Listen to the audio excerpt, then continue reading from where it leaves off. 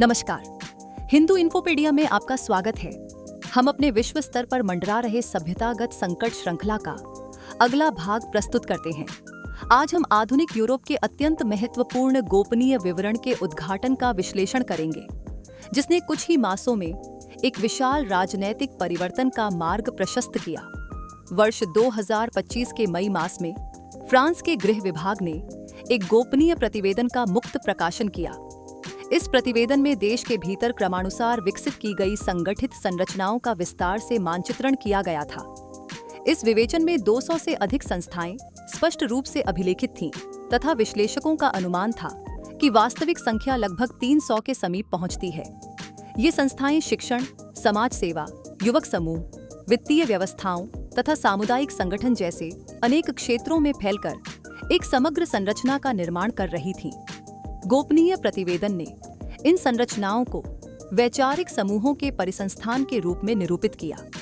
ऐसी समानांतर प्रणालियां जो गणतांत्रिक संस्थानों से भिन्न मार्ग से समाज व्यवस्था पर प्रभाव डालती हैं। इस समग्र ढांचे का एक केंद्रीय तत्व था नगर स्तरीय प्रभाव निर्माण, जहां स्थानीय शासन निर्णयों, सामुदायिक साधनों तथा जन समूहों के संचालन पर क्रमशः अधिकार बढ़ाया जा रहा था। यह ऊपर से नीचे नहीं, वरन नीचे से ऊपर परिवर्तन लाने की दीर्घकालिक योजना थी। प्रतिवेदन की भाषा अत्यंत स्पष्ट थी। इसमें राष्ट्रीय एकता पर संकट, गणतंत्रात्मक ढांचे पर आघात तथा भविष्य में संभावित अस्तित्वगत चुनौती का संकेत था।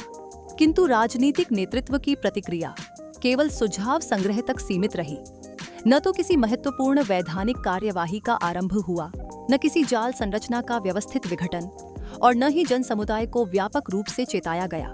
गोपनीय आकलन और वास्तविक शासन प्रतिक्रिया के बीच यह अंतर देश में एक गंभीर शून्य छोड़ गया। इसी कालावधि में यूरोप में तीव्र कूटनीतिक परिवर्तन हुए।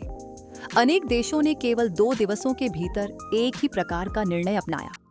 ऐसा समन्वय सामान्य परिस्थितियों में अत्यंत असंभाव्य माना गया। विशेषज्ञों ने कहा कि ऐसा तभी संभव है जब विभिन्न देशों में एक समान दबाव डालने वाली व्यापक संरचनाएं कार्यशील हों। फ्रांस इस परिवर्तन के केंद्र में था। प्रतिवेदन जारी होने के केवल 4 मास बाद देश में अवरोध, व्यवधान और मूलभूत सेवाओं पर दबाव का क्रम प्रारंभ हुआ।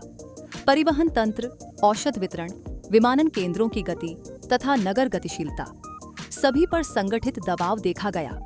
उल्लेखनीय यह था कि अधिकांश गतिविधियां उन्हीं क्षेत्रों से उभर रही थीं जहां प्रतिवेदन ने सर्वाधिक घनत्व वाली संरचनाओं का वर्णन किया था, विशेषतः राजधानी के बाहरी वलयों में स्थित उच्च जनसंख्या वाले प्रभागों में।